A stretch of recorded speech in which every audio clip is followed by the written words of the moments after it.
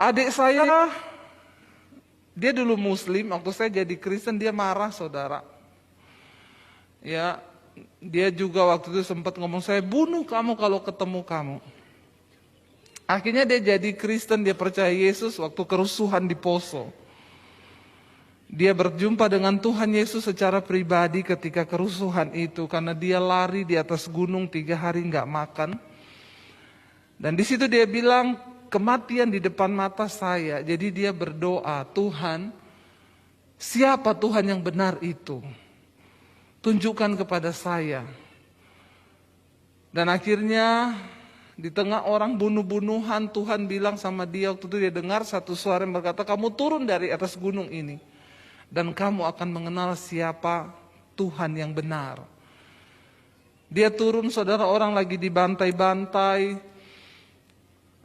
Dia datang di tengah mereka, tapi nggak ada satu orang pun yang lihat dia.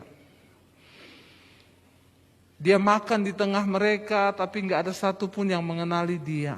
Akhirnya, ya disitulah pengalaman pribadi demi pengalaman pribadi dia alami.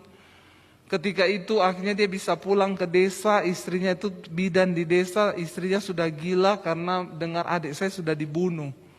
Dengarnya adik saya sudah mati di tengah kerusuhan.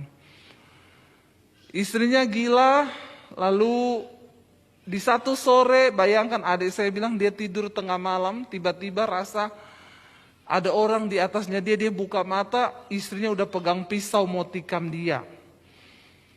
Tiba-tiba depresi karena dengar suaminya mati kan. Baru mengalami begitu di Poso, pulang lihat istri gila itu tekanannya kayak apa, saudara. Tapi tiba-tiba satu sore ada pendeta lewat, dia bilang, ada orang sakit di rumah ini. Adik saya bilang, ada Pak, istri saya. Kalau kamu percaya Yesus sanggup menyembuhkan, saya akan berdoa. Kamu percaya nggak Yesus sanggup menyembuhkan? Adik saya bilang, saya nggak ada pilihan. Ya pokoknya kalau siapa yang bisa menyembuhkan, ya udah saya percaya. Jadi dia jawab, percaya Pak. Waktu itu ada banyak orang tetangga-tetangga di situ. Nonton istrinya gila karena nggak ada tontonan di desa, jadi orang gila ditonton. Nggak ada bioskop kan, belum ada di sana XX1.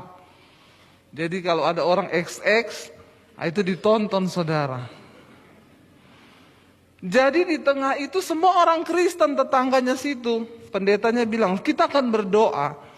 Yang percaya saja bahwa ini Yesus sanggup sembuhkan, boleh tinggal di ruangan ini. Yang nggak percaya keluar, semua keluar. Tidak ada yang percaya, yang tersisa tinggal adik saya, pendeta sama istrinya. Jadi pendetanya bilang, oke, dengan iman kita yang ada, kita berdoa. Begitu selesai dia tumpang tangan atas istri adik saya, tiba-tiba istri adik saya sadar, nangis minta makan, mandi. Disembuhkan Tuhan saat itu juga. Akhirnya adik saya bilang, besok kita ke gereja. Saya mau dibaptis. Saya mau menyerahkan hidup saya sama Tuhan Yesus. Datang ke gereja dibaptis. Adik saya itu badannya tatoan, saudara. Dulu duduknya di terminal, berantem. Kalau berantem bawa parang, pokoknya segala macam lah dia lakukan.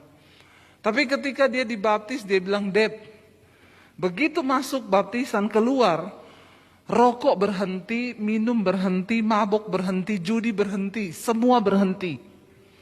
Tuhan ubahkan dia saat itu juga.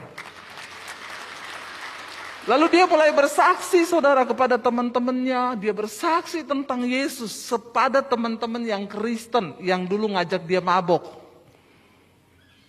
Jadi ternyata kita ini harus menginjil bukan cuma kepada orang yang belum kenal Yesus. Orang Kristen sendiri banyak yang perlu diinjili.